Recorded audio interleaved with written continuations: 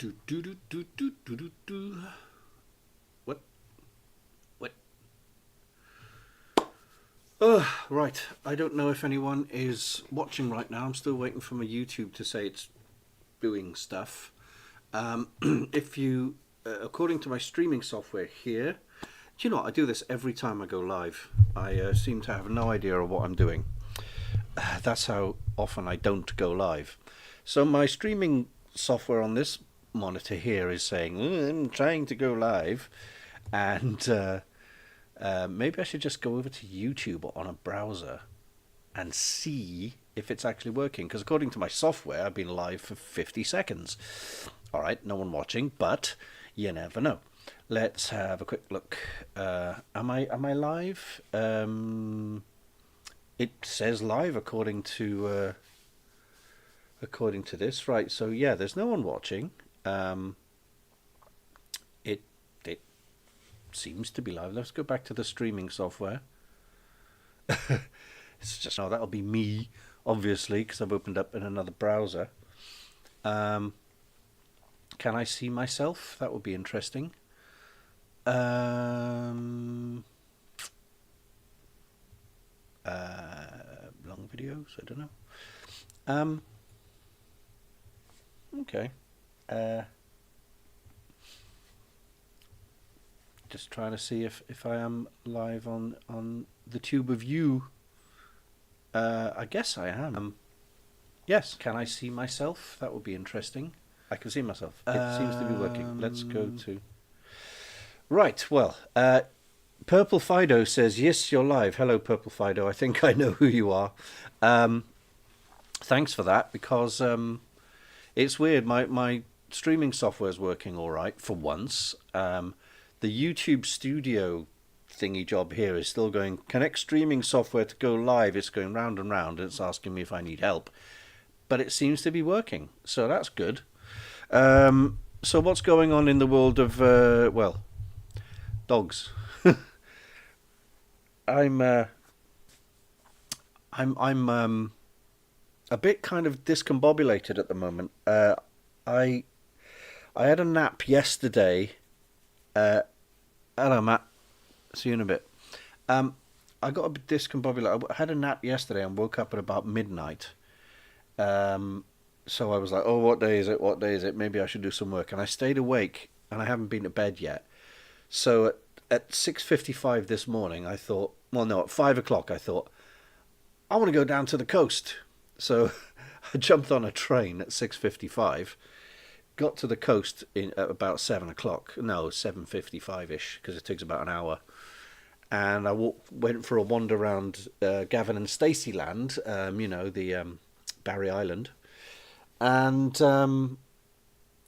I didn't expect anyone to join me because it was very early. And I got back here by 10:30. So it's almost like, I've been burning the candle at both ends and stuff. So it's like, I don't even know if I'm alive or asleep or awake. It's like that. Was I really down at the coast, like looking at the sea at 8 o'clock this morning? I clearly was, because I filmed it on my phone. But it just feels like it happened in a dream, As I'm a little bit... the last couple of weeks have been ridiculously silly, because my sleep to work ratio has been insane. What's going on here? Someone's messaging me. It's just a text. So I've been working a lot, but my work is getting later and later. Starting, it used to be like sort of do an evening shift from 6 till about midnight, but it got later and later and later, and I was finishing at 4 and 5 and 6 in the morning on multiple projects, and every time I try to sleep, I can only sleep for 4 hours at a time. So no matter what time I go to bed, 4 hours later, I'm wide awake. And then what do you do then? You can't just lie there, because if I try and lie there or go back to sleep, I just get a headache. I think all the blood rushes to my head.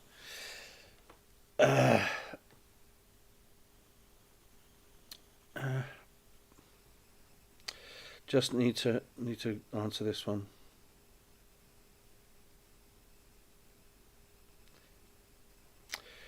Sorry about that.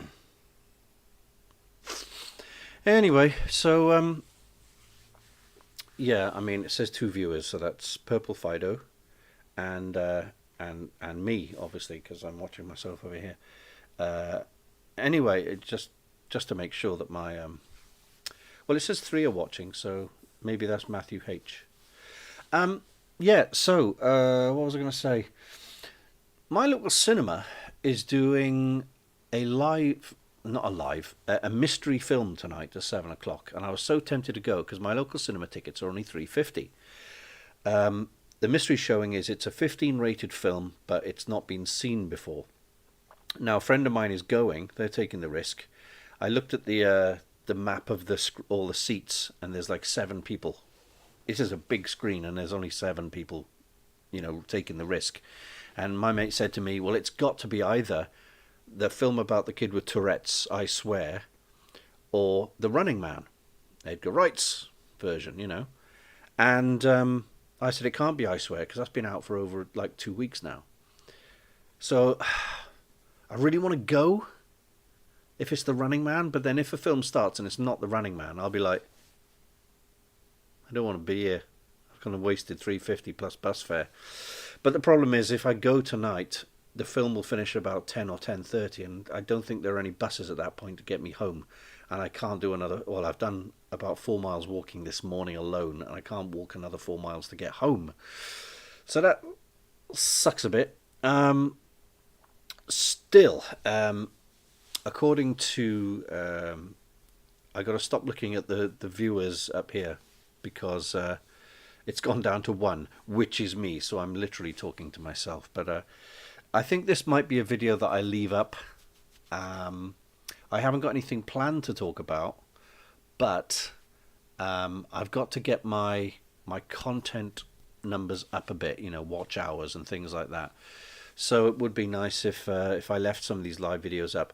Generally, I delete my live videos after I've done them because sometimes I overshare and I leave stuff out there that if anyone, and let's face it, there are people out there who do not like me, they might get some joy or some interesting extra information that I may have overshared in a video, so I usually just delete it.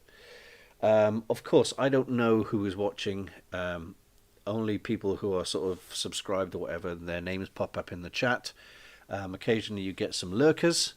I mean, it says here that 2 are watching, so I'm assuming it's either Purple Fido or Matthew H. But essentially, I'm the other person. So it's not particularly busy. I don't think anyone really wants to chat at 3 o'clock on a Saturday. So what could we say? My flat at the moment smells really nice smell of essentially petrol.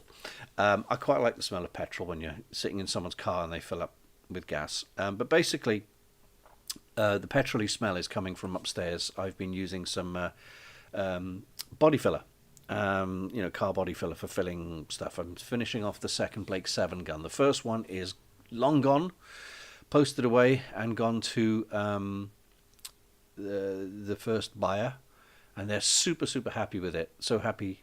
If you're watching this, by the way, JV, thank you very much. They were super happy with it, and they sent me a photo of them holding it, and they said it's brilliant, and that makes me feel good because there's nothing, I know what it's like to finally get something in your hands, going, oh, I wanted one of these, and as I've always said, I'm okay at what I do. I'm not the best at what I do, and I am learning to accept less than perfection, because I know there are very few things I've done in my life that have been absolutely perfect. So why stress yourself out? Why stress yourself out aiming for perfection and not getting there? Do you know what? I mean, it's only 3 or 4, but I forgot to get water. I usually get water. Yeah. Okay. Sorry, I'm getting texts. So, I mean, still thinking about cinema. Thing is, I'm trying to think about this logically. There's films come out on Thursdays and Fridays, so the film that they play today could be The Running Man, but the statistical sort of possibility is there's probably going to be, it could be a number of films as opposed to the one I want to see. So maybe I shouldn't go see it. Running Man isn't out until the end of next week, 14th. So I am doing very badly on money at the moment, so I really shouldn't be frittering away 5, 6, 7, 8, well, the best part of 10 or 11 quid to go to the cinema. I know that doesn't sound like much to some of you guys who, have to go to multiplexes that, 10 quid a ticket or whatever. And I should be supporting my local cinema. But I don't want to be stuck there till 10 o'clock at night watching a film that I don't want to see. But my mate's probably going to come home, or he's probably going to text me when he's in the cinema going, guess what, it's The Running Man. I'm like, nah. Because if I saw The Running Man right now, a week ahead, I could do a YouTube video, spoiler, non-spoiler, like I did with Tron Ares, and do the first half non-spoiler, the second half spoilers. And that would really help with the, the YouTube channel. I did that years ago with Rogue One. I managed to see a week or two in advance, and I put a post up, and I reviewed it, and I said, right, there are spoilers in this review, and guess what? Comments underneath, you spoiled the film. I was like, yeah, what part of spoilers coming up do you not get? But that video back in the day, not on this channel, but on my previous channel, I think it sent me, YouTube sent me a check for 60 quid because it had so many views. It had thousands and thousands of views, like, it's like 100,000 views. But that was before the adpocalypse, where they demonetized myself and millions of other users and started to bring in these almost impossible to reach criteria to satisfy before you can be monetized. I think they realized they were losing out by paying people for popular videos when they said, tell you what we'll do, we'll make sure every YouTuber has to satisfy these ridiculous criteria. As I say, I've got 570 subscribers, which is great because I've had like 19 in the last week or something like that, last 2 weeks, which is awesome. So if you are one of the new subscribers, hello and thank you, and welcome aboard. You've got to have 1,000 subscribers, and then you've got to satisfy like 3,000 watch hours, and I'm about halfway there with the watch hours. I'm doing this because the inside of my nose itches, and I'm not going to stick my fingers up my nose, but why is the inside of my nose itching? I mean, I'm desperately in need of a shave and stuff. I'm just feeling a bit grubby at the moment. I can't shave any of this off at the moment because I've got a Jack Sparrow thingy coming up, a photo shoot in fact, so I need as much hair down here as possible to glue the beardy things on. And I may be doing Jack Sparrow in December as well, so I've been told. So I've got to keep as much of this as possible, and obviously this. The only things I'll shave off is the sides here and here. The hair's still looking long and I'm still itching. The hair is still long and very, very unkempt. Look at that.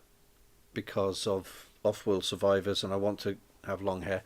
The argument is that my character could have found a method of cutting his hair. In the place that he's staying, there is a certain amount of old equipment and stuff, and surely there's a knife or a pair of scissors around somewhere that you could like. I don't want to have like a beard down here, like Dumbledore beard. So the least I can do is keep sort of long hair and then grow this much sort of white stubble, etc., for the film, and see how it goes. Talking of off-world survivors, I haven't done much on it. I have bought, I think I've told you, I bought upstairs. I've got this huge wooden frame made up, and I bought all the wooden sheets to go to clad the inside of that frame, and I've got boxes and boxes just out of shot, just behind that, round the corner from there, boxes and boxes of stuff, like electronic stuff, plastic bits and bobs. That's all going to go on the on the set. And I feel like I'm going to sneeze now. Stop it. Anyway, so this is the most annoying video in the world. Maybe I will delete it. But yeah, I haven't got around to doing very much on the set. I haven't done very much work on the script.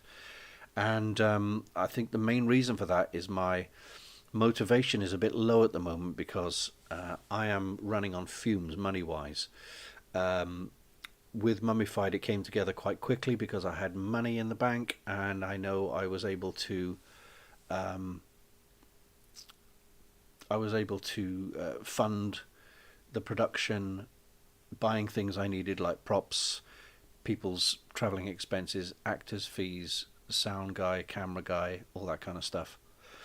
Right now, I ain't got no 2 pennies to rub together. I'm looking around. I literally don't have 2 pennies to rub together. And that kind of that kills your motivation, bursts your bubble. But it will be made. I just put a little video up early this morning advertising Barry Card and Collecticon, which is not until May next year. But the plan is they're going to have a little screening room. So I'm going to be definitely showing Mummified. And I want to show a sneak peek at Off-World Survivors. Now, a sneak peek could be just me talking about it with, a PowerPoint presentation, or it could be, early scenes, rough edit, or 1 or 2 scenes or something. But it depends on how much I get filmed and if I get anything filmed. And it's definitely going to get made 100%. And I've got plenty of time. I'm not rushing myself. I know it's got to be out at the very least. I mean, I've got it written down by here. 19th of April 2016, Aberthor pick. On the 19th of April 2016, I posted up a picture of Aberthor Cement Works that I found on Instagram going, oh, this looks like a set from a sci-fi movie. And that's what kicked off Off-World. So that is essentially the real birth date. Now, there's no way I'm going to get Off-World Survivors done for the 10-year mark on 19th of April 2026. I don't think so, not unless I win the lottery really quickly. And I'm not going to do a crowdfunder either. But generally, for the sake of the 10-year mark, we called action on the, what was it? I've done many videos about this, but it's something like, was it like the 14th of May? I'm thinking 14th of May. I could be completely wrong. It's around May or June, something time in 2017. So that would count as the 10 years. So if I put it out on the 14th of May 2027, that gives me a year and whatever's left of this year kind of thing. So it'll be, as a short film, it will be, what do you call it? It won't be a full-on, feature film sequel. But, because you'd be insane to try and do that. But a 15-minute short, something like that, would be more than enough, to tick the boxes I want to tick, tell a little bit more of the story, get a bit of closure on some of the characters as well, and also direct people who haven't seen Off-World Alien Planet to go back to watch Off-World Alien Planet. That's what I thought would be a good idea. It kind of works as like a little advert. And again, it's not going to be an epic, but I want it to be as best as I possibly can make it. So giving myself more time. When you've got less money, you can take longer to make things better. If you've got more money, then you can do things quicker. Like I say, I'm not doing a crowdfunder. We have had some more people joining. Hello, new viewers, whoever you are, welcome.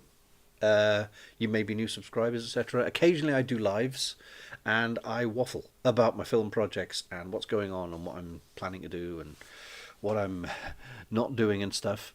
I'm very aware that a lot of my recent subscribers, probably as much as 150, maybe 200 subscribers, have joined since I started doing videos covering, recent developments in Doctor Who. And as I've said in many of my videos, you must have seen them. My channel isn't a Doctor Who channel, but I do love Doctor Who, so I will talk about. Well, I love sci-fi more than anything. I was tempted to rebrand as a general sci-fi geek channel, but a lot of YouTubers have. I've noticed they rebrand their names just to their names. So now my channel's called Terry Cooper. It used to be called Terry on Tuesday, and I still post on Tuesdays.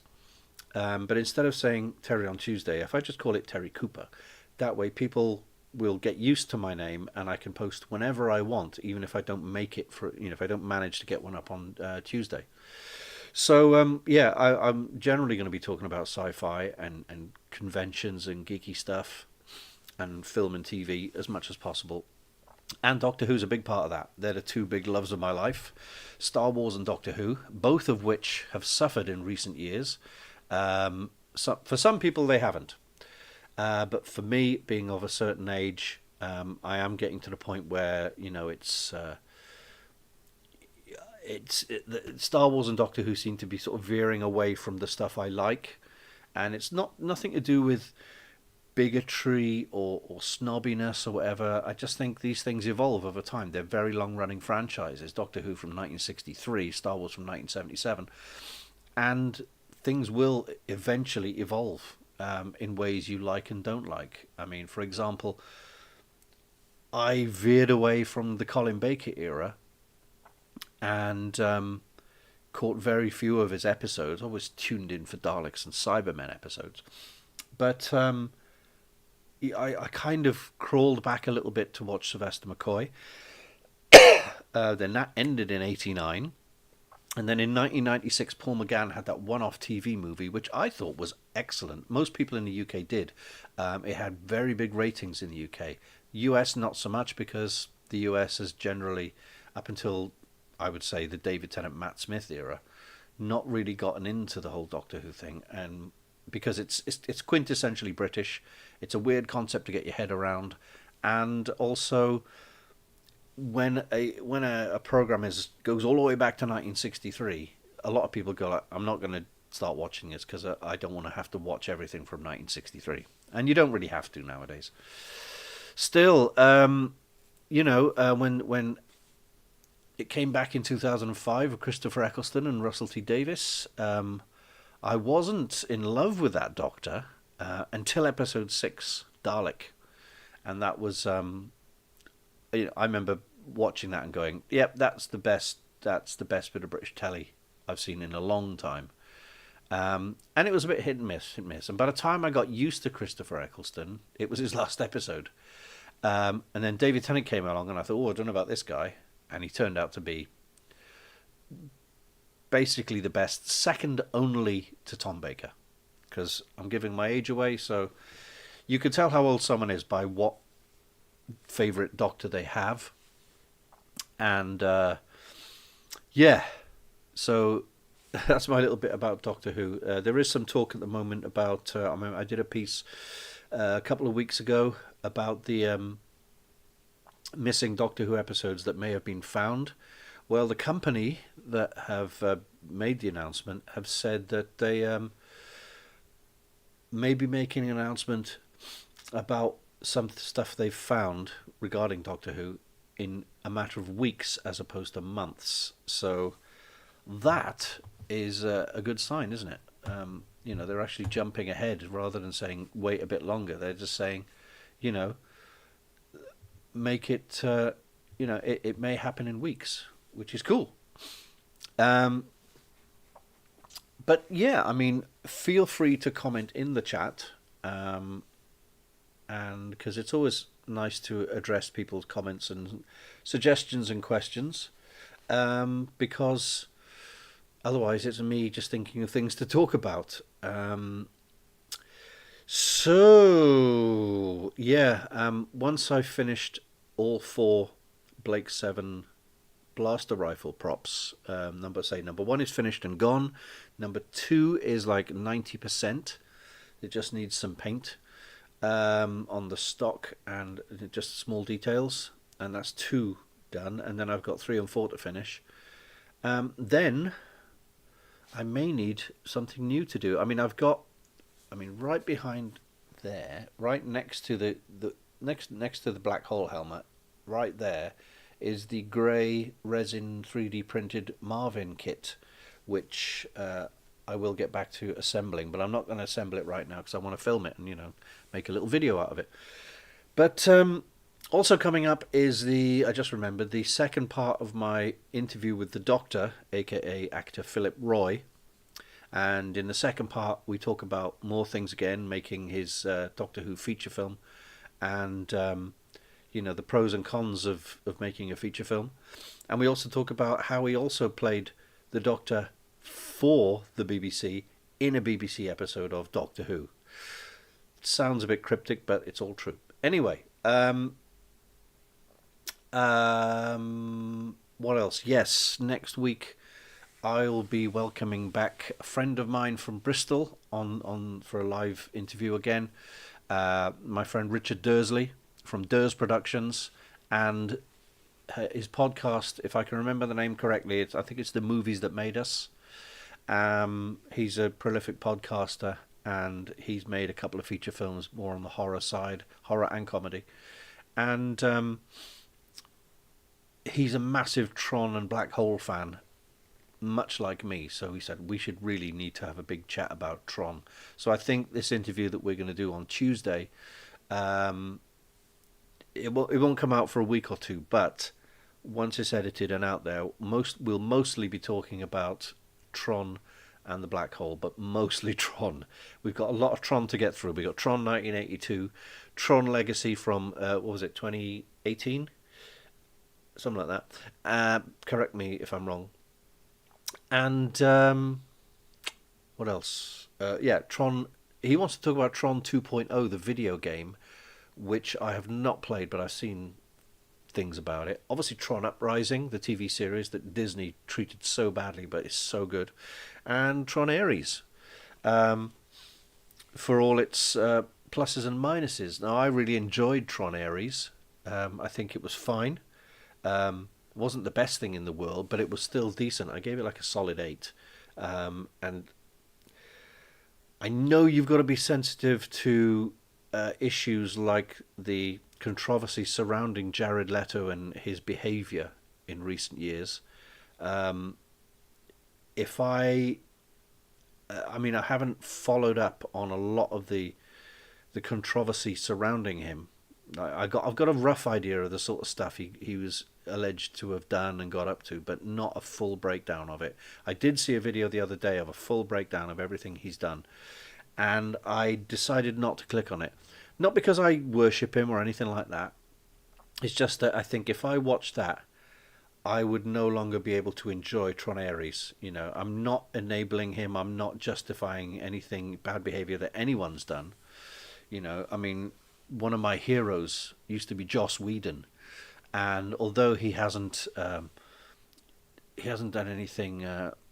Yeah, exactly. Cult leader vibes and other things like that. I've got the basics of what he's got up to. This is Jared Leto, by the way. But the Joss Whedon thing, it comes down to he's a bit of a hypocrite. He was a bully. He was not a very nice person to a lot of his cast members. But there's nothing untoward. A lot of people have misread the situation where the late Michelle Trachtenberg, who played Dawn, Buffy's sister, was told not to be allowed in a room with him on her own, and it's nothing to do with abuse, not SA as they call it. It was the fact that he gave her an ear bashing, a full-on shouty lecture which reduced her to tears, and when her mother found out, she said, "I don't want him left in a room with her again where he could, let rip."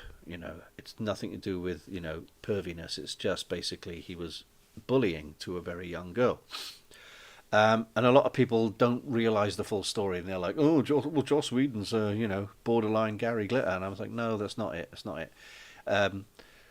Joss Whedon is guilty of doing stuff to the level of Stanley Kubrick. If you hear about Stanley Kubrick filming The Shining, he ruined the mental health of Shelley Duvall in The Shining, with hundreds of takes and breaking her down to get a performance out of her that was very realistic, because she was in tears and exhausted and frustrated and everything, and that's going too far. I'm sorry, that is going too far. Actors should be able to pull that out of their performances without being bullied and abused verbally or whatever. Now, what was I going to say? Yeah, so Joss Whedon has, for want of a better phrase, slashed on his own chips, and it's a big shame. It's people do say to me, "Well, look, if you enjoy the work of someone who's been cancelled or shamed or in any way, you have to try and mentally separate the art from the artist." Because I still like watching the occasional episodes of Buffy and certainly Firefly and Serenity. But it's a little bit tainted, because that the person that used to hold in such high esteem was now revealed to be not such a nice guy. Now, this is going to be a bit of a controversial statement. Here we go. Much like Michael Jackson, many allegations, news of things being settled out of court and stuff, and yet a lot of people, I would say he's kept most of his fandom. They refuse to believe a word of it, and the truth is somewhere in the middle, as always.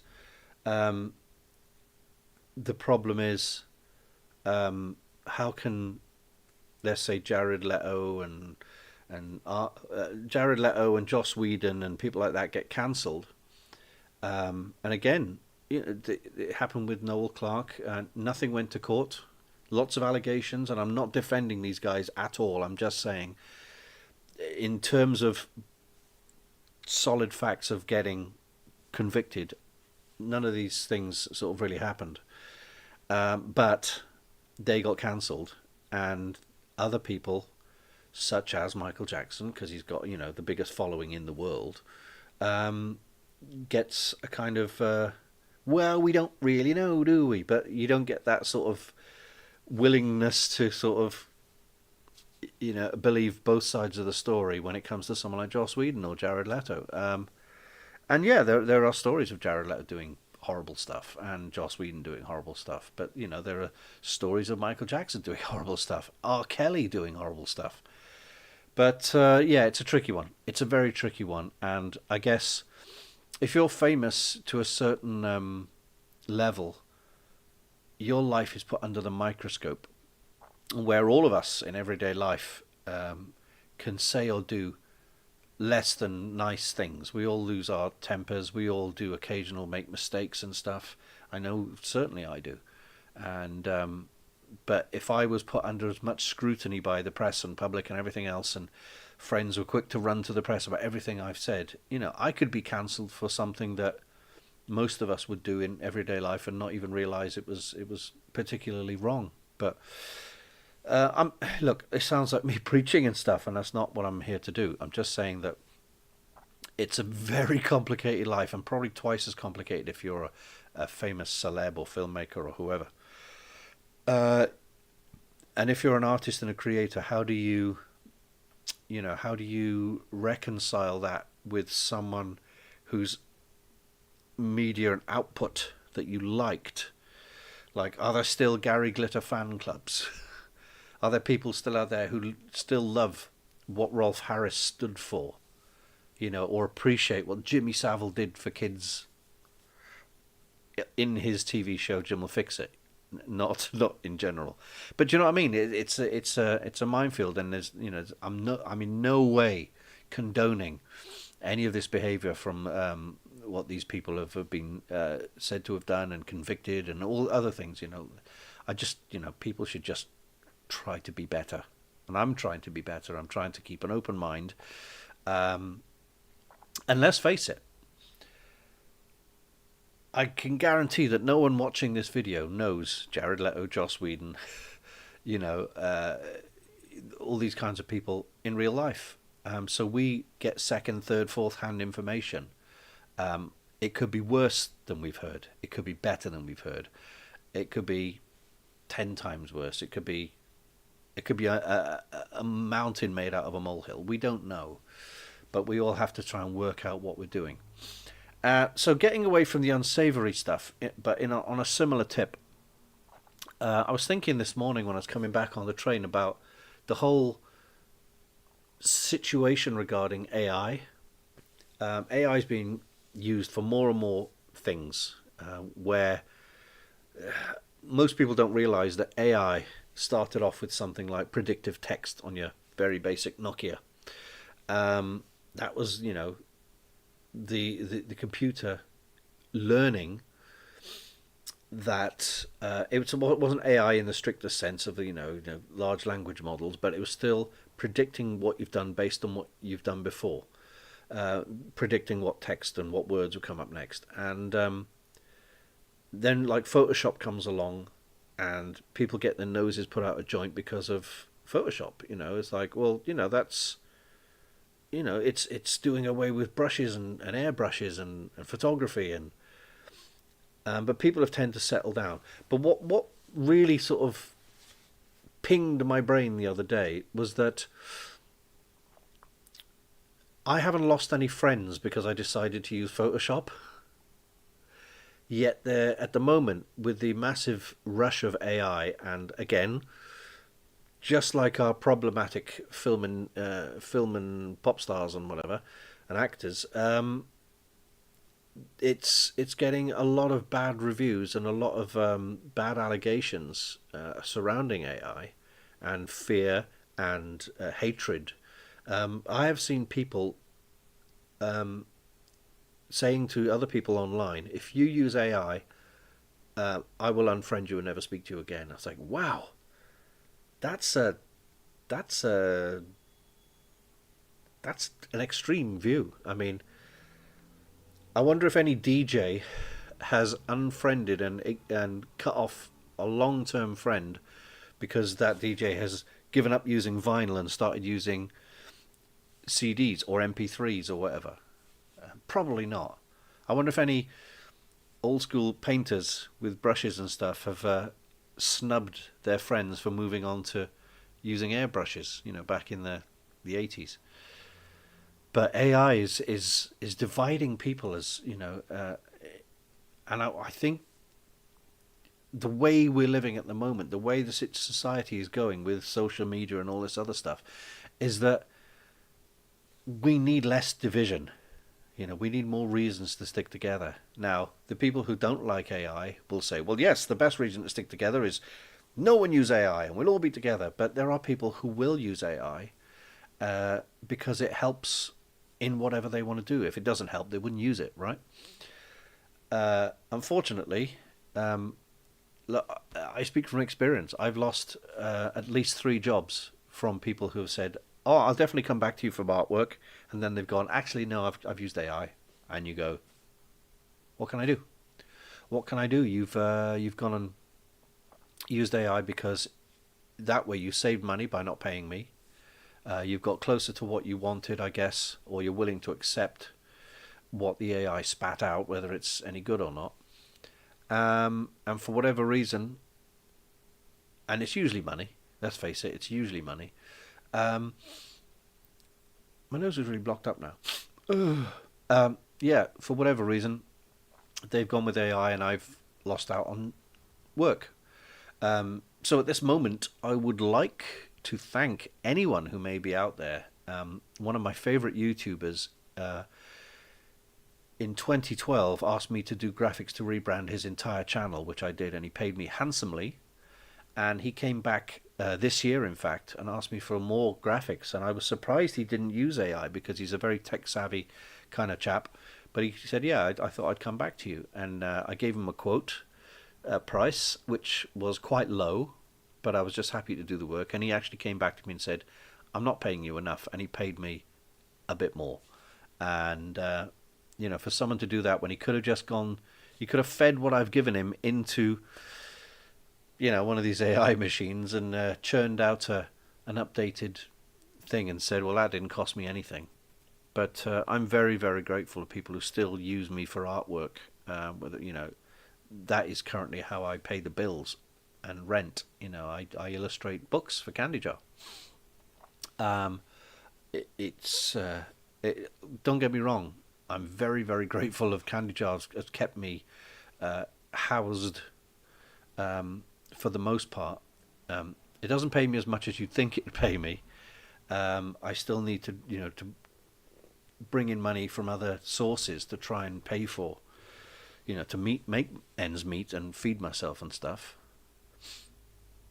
Um, yeah, you can spot AI a mile off at the moment, but I, I'm beginning to fall for stuff. Not in a completely you know dumbass way, but I saw a video. I saw a YouTube, not YouTube, Instagram, and I was looking through the Explore feed, and I saw someone who I thought was an actress who I'd worked with, and I haven't seen him for a while. So I clicked on the picture, and I was like, "Is that her?" No, it's not her. So I went through the account of this person because she was a thin ginger girl, and I thought I'd worked with her before. And it turns out it wasn't her, but it was an AI account. There was very little on the Instagram account saying that she was digitally created, but I could tell. You go through some of the pictures and you go, "That's definitely AI." But most of them were very, very convincing, and the continuity. But the face in one picture looks like the face in another picture, even though the facial expressions have changed. And it's getting worse, like you said, it's changing because we've all seen adverts on Instagram where it be some, scantily clad woman. It'll say fake pictures, real money, saying, come to our account, create a female virtual person, stick them on OnlyFans and get some money. And people are doing that. And like you just said, MH, is that where we can currently spot that, I mean, you're an artist, I'm an artist, I've got a couple of friends who are artists, we can spot the AI stuff. A lot of people can't. And if you want proof of that, all you got to do is go to one of these AI saucy lady Instagram accounts and then look at the comments. There's thousands of people saying, "Pretty girl, sexy lady, you're so beautiful, marry me," all this kind of stuff. Because they can't tell. And, video is getting better all the time. The whole thing about the Will Smith eating spaghetti, like 2 years ago it was really rough and blurry and whatever, and now it's almost like photorealistic. And Hollywood is completely divided over AI. There are, I think it was Jim Lee, who runs DC Comics, made a statement recently saying we're not going to use any AI on our comics, whether it's writing or artwork or anything else. And there's, Hollywood's been strikes and stuff over it. But at the same time, I guarantee you, at some point next year, a fully AI feature film will come out. And that's going to cause havoc. On the one hand, it's dividing people again. It's going to be people saying, "This is amazing, this is the way to go." But there's also going to be, a massive backlash of, this is the beginning of the end, is nothing thing. Oh, hello, Paul. Paul from World of Stuff. Predator Badlands on your radar? Do you know what? I like the original Predator 1 and 2. I'm kind of... I'm not in love with the way that Predator and Alien have basically become part of the same universe. I don't mind the odd crossover, but now it's definitely, I've seen some photos from Predator Badlands. I think everyone's seen the trailer where this Predator's got the Elle Fanning's character as some sort of replicant that's been chopped in half, carrying around on a back like a backpack, like C-3PO on the back of Chewbacca. And too many backs there, back of Chewbacca. I wouldn't mind giving it a watch, to be honest, Paul. It seems like an interesting thing. The weird thing about Predator Badlands is that all the reviewers I've been watching are saying it's great and it's a lot better than expected, yet the review scores are going down, and they reckon it's going to bomb. But it does look like, I don't know very much about it other than there's a youngish Predator with a side shaved hairdo like a mullet like that, and Elle Fanning on his back. Yeah, that does seem interesting. I will try and give that a watch. I mean, that might be in the cinema tonight, Paul, in Blackwood. They're doing a um, mystery movie tonight at 7 o'clock. And as I said earlier on in this video, it's like there's a very good chance it may be um, Thingy Job, Running Man.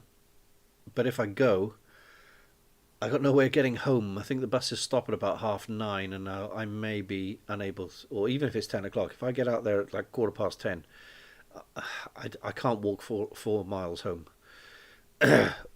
What do we say here? I enjoy the odd film clip made with Arnold Schwarzenegger in Star Wars. Yeah, yeah, exactly.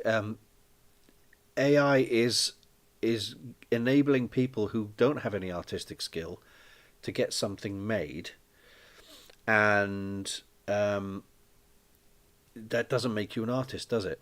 You know, just going to a website that says, AI logo generator doesn't mean you designed it.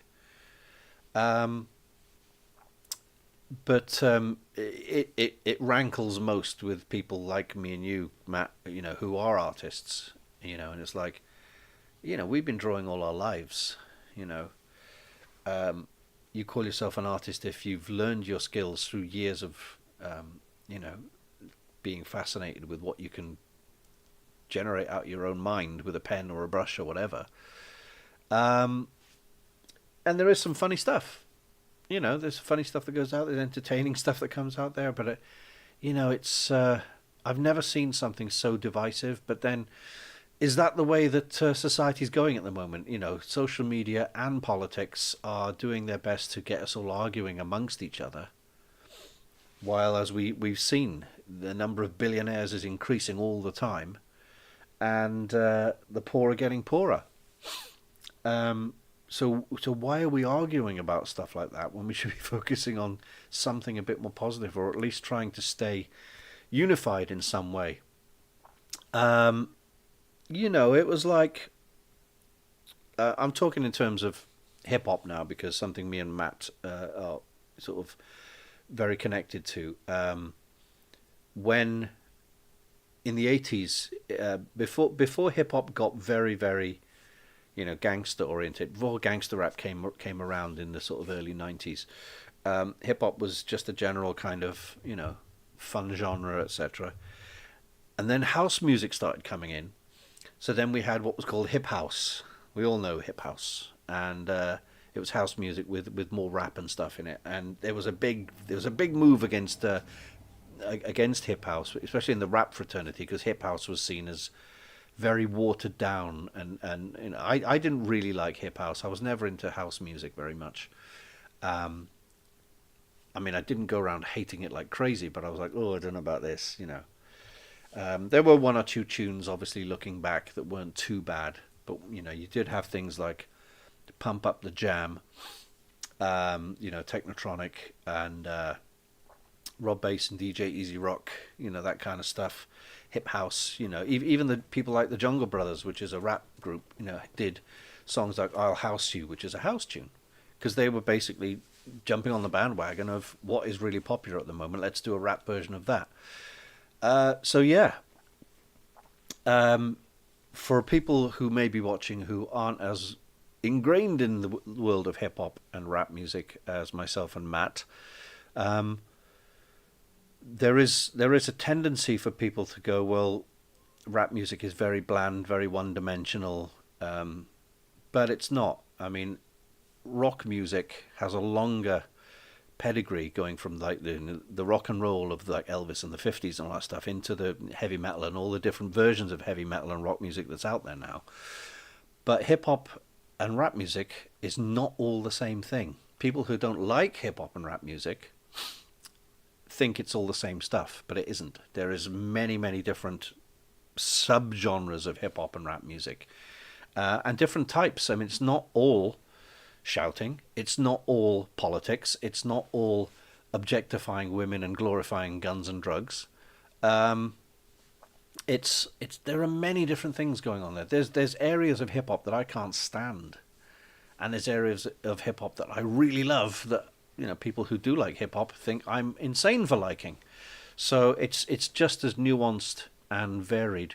I mean, I've got a friend who's a dyed in the wool rock chick, ex goth, whatever, couldn't stand rap. She fell in love with Hamilton, and I said, "You know how much rap is in Hamilton?" She goes, "It's brilliant." I'm like, "Well, there you go. You've just got to find the the, the gateway drug that gets you into hip hop." You could say it's just poetry, and there is very poetic hip hop out there that doesn't have any profanity in there. There's trip hop, which is your more your laid back stoner stuff, Massive Attack, Portishead, things like that.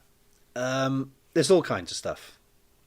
I just thought I'd jump on my soapbox regarding hip hop there because it is something that gave me direction in life before I got into rap, or and breakdancing around 1982, I think it was. I don't know what I liked. I think back in the late 70s and early 80s, most of us were into things like Madness and Bad Manners and the Specials. And we weren't full on like ska fanatics, but that was like the cool music that wasn't pop music. I did like ELO from a very young age as a kid, mainly because where I lived in London, across the road, there was a house that would play music full blast with the windows open all day and all night, usually UB40 and ELO. So I quite got into ELO back then. Yeah, and my late teens, 17, 18, I was working on a YTS where for the first year of the YTS, a lot of the guys controlled the tape deck where we were, and they insisted on playing things like the Smiths, and I was like, oh no, thank you, because I was into rap at the time. But the more I listened to it, the more I got into it and liked it. So I do like the Smiths. I love the Smiths, in fact. And then in the second year of my YTS, the Smiths guys moved out, and the rock dudes came in, and then it was like Motley Crue and Kiss and Wasp and Anthrax and Iron Maiden and Cinderella and stuff like that.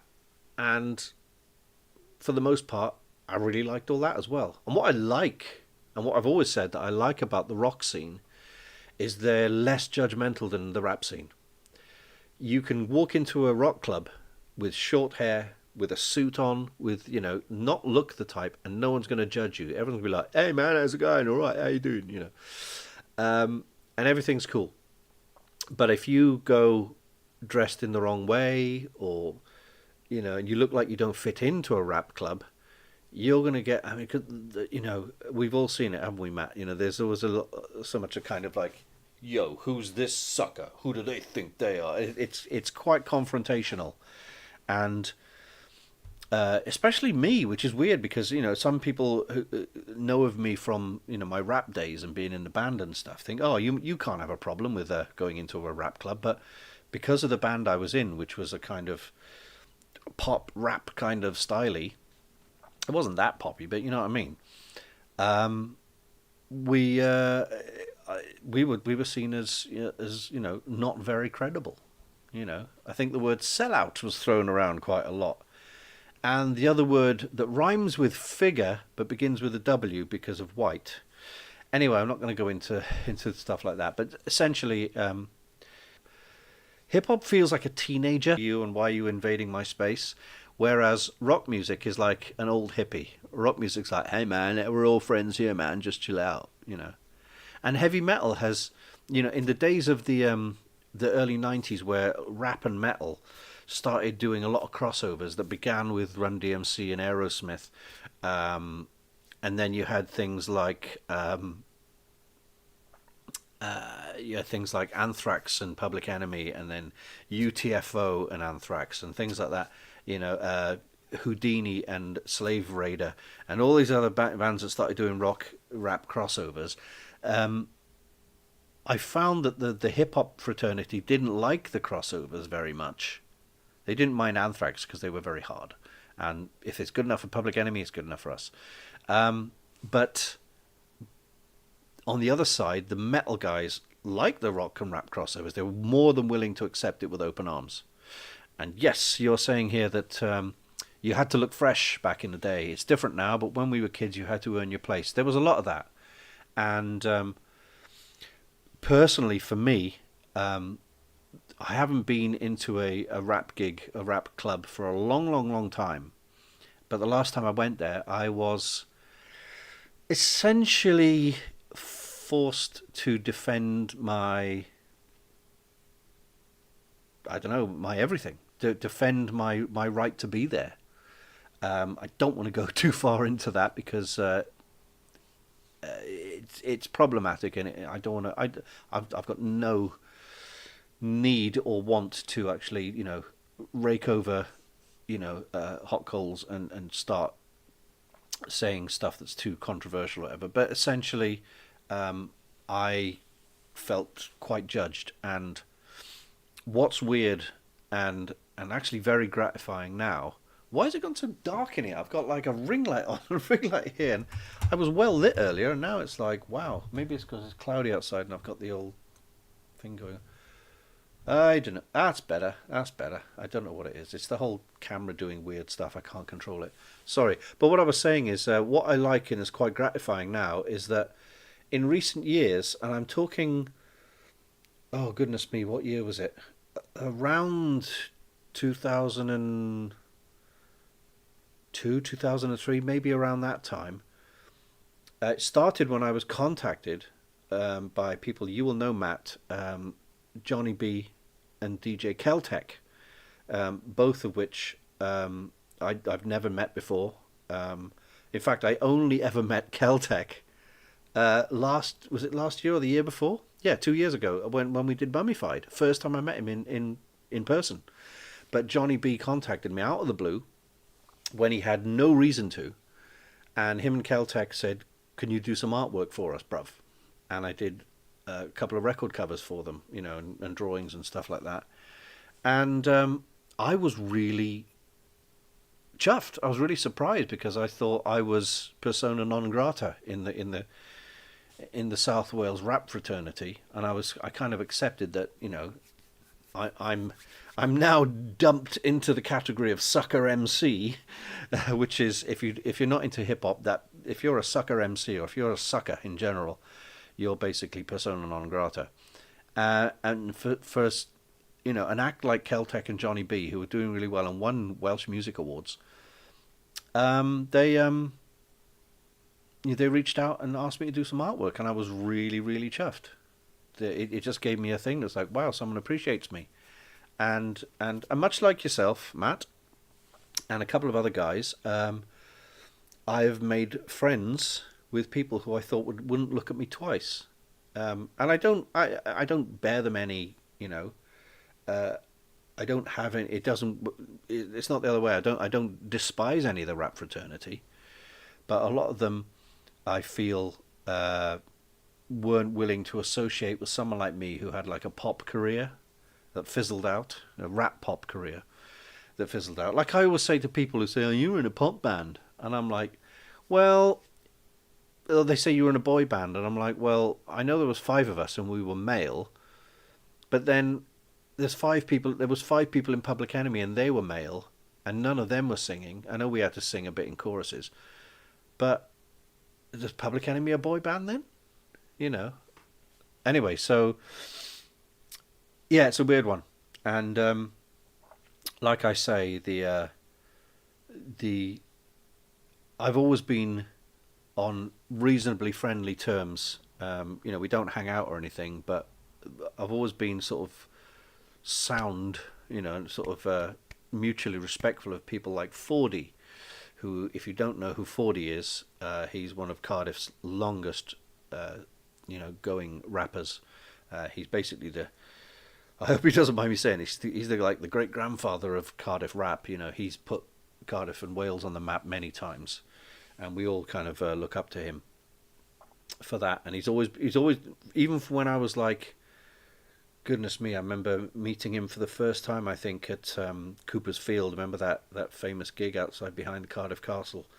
And I met him there, and we just got on. And I haven't bumped into him for a while, but occasionally I'll bump into him if I'm travelling around. and he's always been sound, and I like that about 40. He could quite easily have thrown me out with the bathwater, but he's always been basically sound. And and like yourself, Matt, I've heard your music and seen your artwork and heard your name many many times before we even got in contact, and I'm very grateful and appreciative that we are buds. It surprises me when I think, like you say, we've all grown up a little bit, and there's less needing to prove you're cool, and it's more a case of, for want of a better word, keeping it real, as opposed to not posing in the hip hop sense, but keeping it real in the sense of like what you like, talk about what you want to talk about, and the right people will gravitate towards you. I like that I'm not. I like that I'm not judged as harshly as I thought I was in the past. Yeah, you've hit the nail on the head here with your comment. Pop that I hated as a kid from the 80s, I enjoy now. Must have been exposed to it all more than I realised. Me too. Again, I couldn't stand Wham and George Michael until I got into my late 30s, and I thought, this George Michael dude knows what he's doing. He's not a flash in the pan.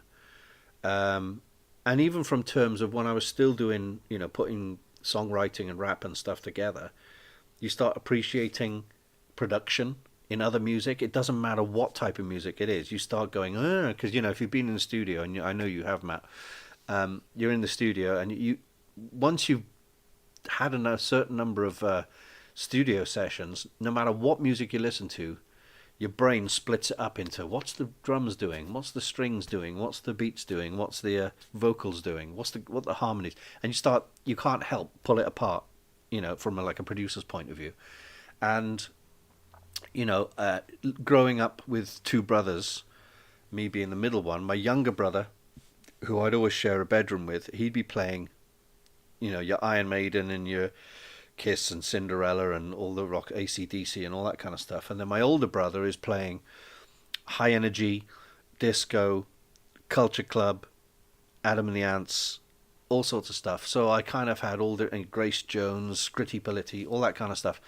So I had pop and stuff coming from my brother's side, rock stuff coming from, what a noisy household that must have been. I just realised that my poor mother must have just, like, when she's down at the bottom of the stairs calling us for dinner, she can hear,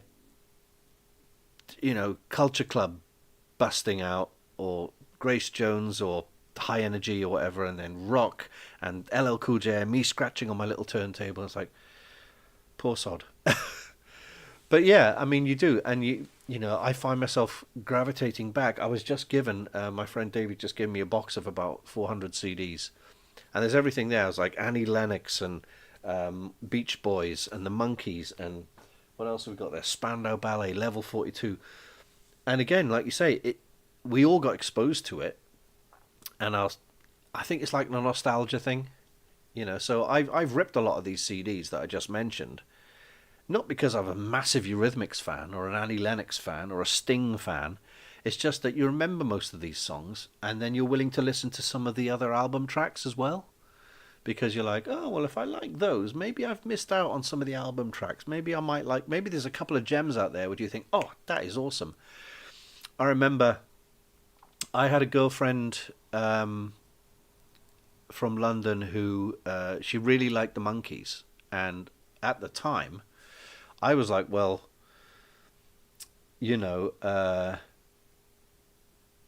blimey. I'll get to your comment in a second, Matt. This girl was really into the Monkees, and I only sort of associate the Monkees with Daydream Believer and Here We Come, But then she said, have you heard this song called Going Down by the Monkees? And it's a really fast, jazzy number with really fast lyrics, and there's a lot of humour in it. I was like, wow, this is good.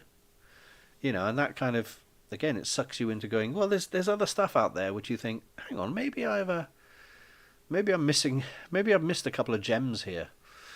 Yeah, so you're saying here, fan of the history, appreciate, as do many people, what you did at the time you did, to the level you did. I'm, of course, referring to your Camelot and Charbonnier's, You spelled that right. Oh, is it double N? I don't know. Era stuff, ahead of the curve. I wouldn't say I was ahead of the curve, matey, but appreciate what you're trying to say there. Basically, we were going to a local club in Caerphilly called the Camelot, which is no longer there, and I was like doing demos and stuff, and I couldn't do anything. One night, I was there on a Saturday night, in a nice shirt and shoes because they wouldn't let you in with trainers and stuff. I was there with a bunch of mates, and the DJ just said, "We've got a girl coming up on stage now who's going to rap," and I think she was a black girl. And the only reason I say that is because Camelot in Caerphilly was it wasn't like a soul club. It was just a standard kind of nightclub disco thing, and there weren't very many people of color there. But this girl was going to go up and do some rap. So we all turned around and went, "Oh, really? Let's watch this." So we're there with our pints and our flowery shirts on or whatever. And she had stage fright. She said, I can't do it now. My friends have, the friends tried to force her into doing it, and she said, "I won't do it," and whatever. And this must have been 1989 or 90. Fairly sure it was about 89. And no, it was before that, because I've got it on my Facebook page. I've still got my birthday party invites for the Club Camelot, and I think it says December 1988 on it. I'll have to look it up. But so this girl had stage fright and wouldn't go up on stage, so all my mates were started pushing me then. Terry'll do it, Terry'll do it. I'm getting cajoled through the thing. Half cajoled. I was like, maybe I should. So I went up to this tiny little, literally the size of this desk, little DJ station, and he gave me the mic and said, "What's your name?" I said, "Rhapsody." And he went, "Ladies and gentlemen, we've got MC Rhapsody." I was like, "Oh God." I was like, "Do I need to change my name?" So I didn't. And so he played some instrumental tune. It might have been a Technotronic. It might have been Walk This Way. I can't remember what it was. It was something, not particularly hip-hoppy.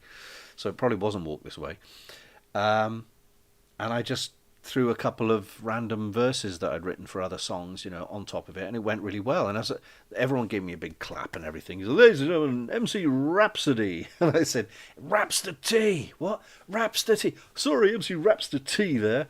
Give a round of applause for MC Rhapsody." And I came down the thing, and all the girls who were the friends of this girl who was originally going to go up on stage, they all got in my face. I remember a big black girl came up to me and she was like, "You're a pirate, mate, you're a pirate." I thought, I wish I was Jack Sparrow back there.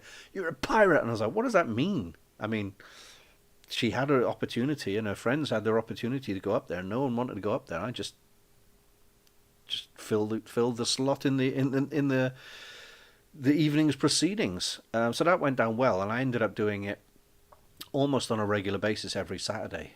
And it was good training because I was bringing my own instrumentals with me. I was allowed to wear tracksuits and trainers and crappy little cheap gold chains. And I was setting myself the goal of writing a new song every week. So I write like 4 verses of like 16 bars, 16 lines, and I bring an instrumental, a 12-inch that's got some bonus beats on it.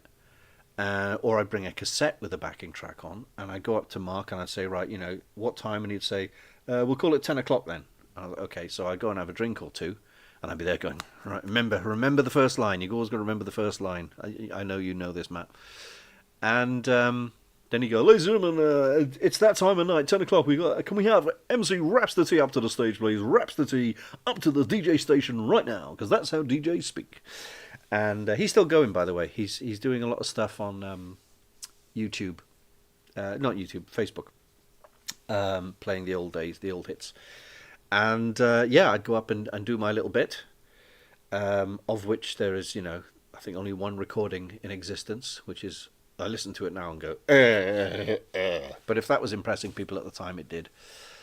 And I think from there, that gave me the confidence to start a band and get a DJ. And then from then I got another rapper with me, MC Sire, who was known as MC High Tension before he changed it to MC Sire. And that became the best shot MCs, then we dropped the word MCs because it was too similar to the stereo MCs, and then we ended up as best shot. And that went for a while, and we did a bunch of demos. We got in with the Cardiff people. Then Dregs joined us under the name Res Q, so there was a 4-piece. And then Justin Kerrigan joined us as a dancer. And then DJ went off to do dance music and raves and all that kind of stuff because it was around 91. And then we did more stuff in Cardiff, and then we started looking at doing gigs and working towards a record deal, which didn't really happen until the band was almost at an end, and Dregs managed to get to enter the BBC competition, and the rest is history. I don't want to speak wrongly or out of turn about things that were my perception of the way it went, because I could be called a liar. I could be accused of flowering it up, dressing it up, and saying that's not how it went. We've all got different stories, but still, that was the very beginnings of my rap career, and I can tell because when I started talking about this, we had 7 viewers. Now we're down to 4, of which one of those is me. I've already gone past an hour now. I've done an hour and 6 minutes, so I will be wrapping this up very soon. But is there anything else we need to talk about? Goodness me. Well, I do need another coffee. It's coming up to 4. I've got to make the decision, if Paul's still watching, I've got to make a decision about, do I want to go to the cinema and risk hoping that it's The Running Man, or am I going to be stuck there watching a film that I don't really want to watch? I don't think I will, to be honest. Christmas Who 2026, that's a good one to talk about. I'm sure I've talked to Paul about this, but usually I'm hopeful. I will always watch Doctor Who, no matter how awful it turns out to be, because you don't know how bad it is until you watch it. But I've been burnt enough in the last few years to feel like if I've got better things to do that day, I'll watch something else. I'll certainly catch it in order to see whether it's salvageable, whether there's anything I enjoyed in it. Is it as bad as people say? Is it good as people say? I'm not holding out a lot of hope, but I think like a lot of Doctor Who fans and followers and stuff, it's gone dark in here again, hasn't it? Yeah, I don't know. Yes. Again, like I said at the start of this video, Matt, Doctor Who and Star Wars are my 2 big loves, and both in later years have disappointed me, and by the looks of it, you too. And you kind of go, yeah, I mean, is anything that comes out now with these franchises going to be good? I mean, there are people who are going to love it. I'm not denying that. I'm hoping that The Mandalorian and Grogu is okay, but it seems like a cash grab to bring Grogu back when his story was done. But then it might be reasonably enjoyable. The trailer was interesting, and I have liked the stuff that Favreau and Filoni have put out, for the most part. And with Doctor Who, I've had it up to here with Russell T Davies. I don't know why he's so drastically changed his approach to Doctor Who when he got it so right in 2005 and onwards. It's weird. It's almost like it's a different person running Doctor Who. Obviously, this seems to be his swan song, his final stab at the Doctor Who thing. His Christmas special.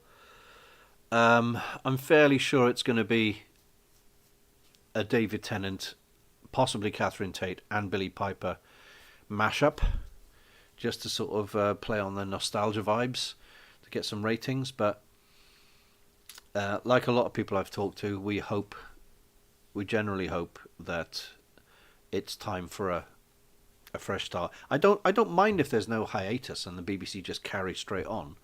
But they do need a whole new team. They need a whole new approach. They need a proper clear the decks and start, not start again like, from the first Doctor, but start the next era of Doctor Who with a whole new team, you know.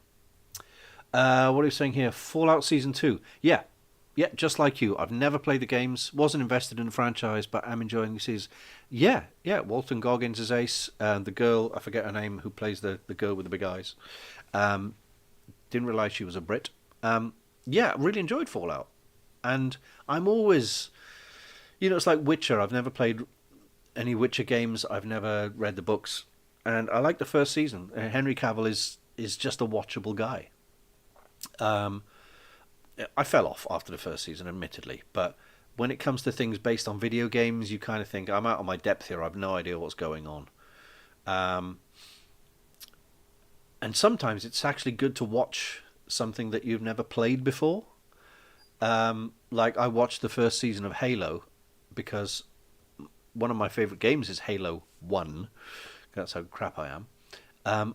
But Halo, the series, was lacking in a number of different ways. It was okay. It was nice to see some live action Halo, but it wasn't quite right. Second season was better, and it was just getting even better. They arrived on the Halo at the last episode of season 2, and they'd settled their legal and problems with the Marty O'Donnell, the composer of the Halo, the iconic Halo score. So they were beginning to get proper Halo music into the second season, and then it got cancelled.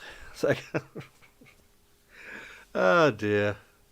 In it, Matt, where's all this Judge Dredd stuff? Where's all the Mega City 1 series? And it'll give us another Carl Urban movie. Goodness sake.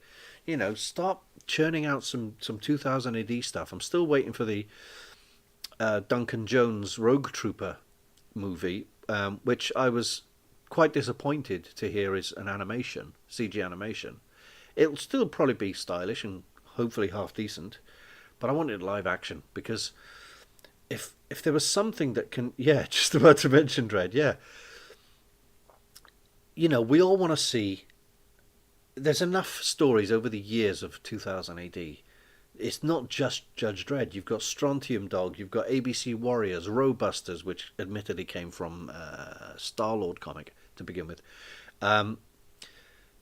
You've even got things like, I don't know, Mach 1, Sinister Dexter, DR and Quinch, and Halo Jones, and all these other things. It's like, there's so many properties that could be amazing in live action or animation or whatever, and 2000 AD just can't catch a break. People laugh at the Stallone movie, but at the time, I think, was it 95 and 96 when that came out, I loved it because I was like, finally we get a live action Dredd movie. And I was nitpicking, he shouldn't have taken his helmet off. He needed the red thing that went there rather than looking like a Power Ranger, and his studded codpiece. Yeah, the fan stuff. Strontium Dog was really good. It was very, obviously scaled down and everything, but the guy they got to play Wolf and Strontium Dog were brilliant. They just looked like the drawings had come right off the page. And those guys are probably a lot older now. It's, maybe, coming up to like 5 or 10 years or something since that was made. Judge Minty was great when that came out. They had decent costumes. I mean, and again, the Dredd 2012 movie with Carl Urban got a lot of things right. But I will say now, hot take, ladies and gentlemen, the Carl Urban Dredd had, let's say the Carl Urban Dredd, in my humble opinion, and I'm nobody, by the way, got 70% of it right, 30% of it not so much, right? Now, the Stallone Dredd, I would say, got 50% right, 50% wrong. If you could blend those two together a little bit and add a slight third ingredient, which is the slight wackiness. I mean, you've got the satire, you've got the violence, you've got the comic book kind of look, but there's a slight craziness about it with, people saying, oh no, the 2012 Dredd was perfect. It wasn't perfect. It may have been a nice, gritty, violent, movie, but it wasn't quite the Judge Dredd in the comics, because I can't imagine Judge Death in the Carl Urban style. It's too sci-fi. And the Carl Urban one is too gritty and almost, very near future. And Chopper, Belly Wheels, Walter the Wobot, things like that. It's like that. Those things wouldn't really fit into the Carl Urban grittiness, but they would fit probably better into the Stallone movie. So you need to mush them all together and add that slight, almost Douglas Adams Hitchhiker's pottiness about the future, which 2000 AD and Judge Dredd had a lot. And yeah, you're right. The Mega City 1 series they were talking about, it was going to be Judge Dredd, Mega City 1. That was the title. And they were going to have the occasional focus on the judges, including Dredd, but also other stories within the entire Mega City 1, which would have been awesome, wouldn't it? Let's face it. What have we got here? Yeah, Carl Urban was great. He got it straight away, didn't he? British sensibilities, the outlandish over the top that was there in the Stallone. Yeah, the architecture was good. The Mega City 1 in the Carl Urban Dredd was just big skyscrapers, but they really went for it in the Stallone movie, and that was closer. Like I say, Stallone's movie got some things right, and it got a lot wrong. But then a lot of people will go to their grave saying the Carl Urban one was 100% perfect when it wasn't.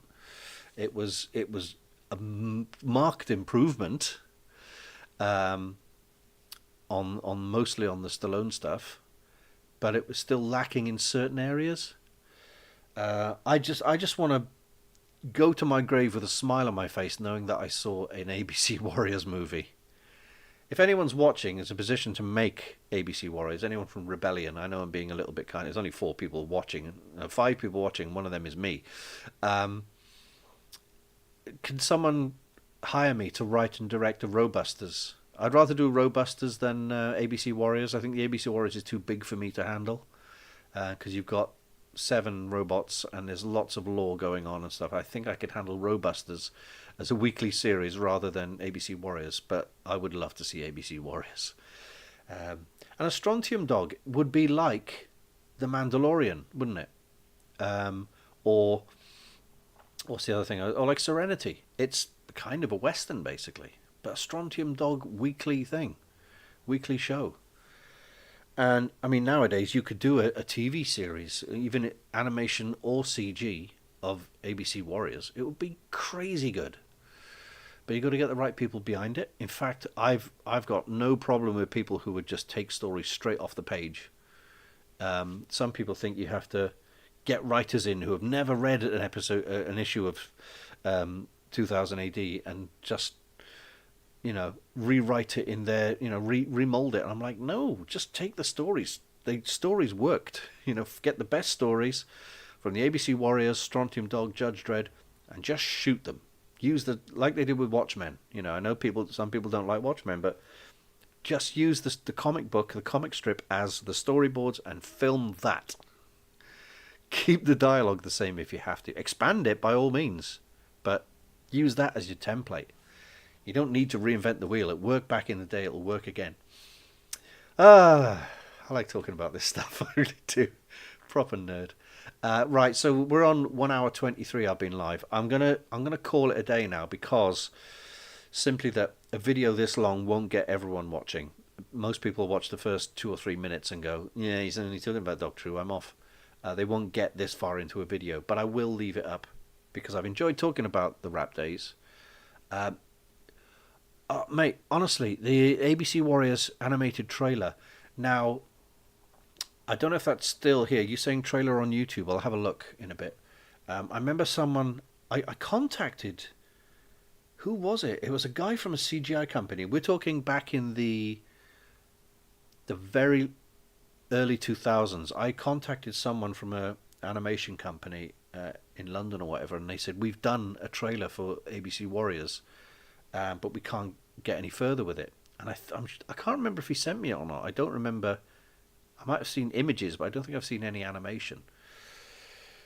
But it's I think if you can sell it right, if you can explain it, it's basically the Magnificent Seven being robots. They call them the Mechnificent Seven, don't they? Man, I'm going to go look for that trailer. I know there was a trailer for a CG Dredd as well that's on there, which is looks pretty good. But I'm gonna, like I say, I'm gonna end the stream now because no one's gonna watch this long, an hour and a half of me waffling, talking about everything from hip hop to problematic celebrities and now 2000 AD, and with the light getting darker all of a sudden. Why is it so, it's certainly getting darker in here. Anyway, I'm dressed in black, so I'm just a floating head now.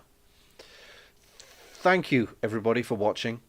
If you're watching this on the replay, I occasionally, maybe once a month, I'll do a live chat because I quite like to just waffle. Doesn't mean any editing involved, just talk and talk. But whoever's watching, I know there's 4 of you at the moment, so thank you to Matthew H, thank you to Paul, thank you to Purple Fido, and whoever anonymously is watching. I hope you found interesting enough and thought-provoking and stuff, and feel free to join again, subscribe as well. I'm on 570 subscribers. I'd love to get to like 600 by the end of the year. I know it's only 30, but I'd have to do lots of Doctor Who videos, wouldn't I? Anyway, guys, thanks for watching. I'll leave this video up for you and watch whenever you like, and I will speak to you again. There's a video coming up on Tuesday, by the way, which is the final Blake 7 gun project. So finishing up that, and the following week will probably be either the Marvin resin kit or more than likely part 2 of my interview with Philip Roy as the Doctor. So I will catch you guys then. So I'm going to find out how to end this. There's a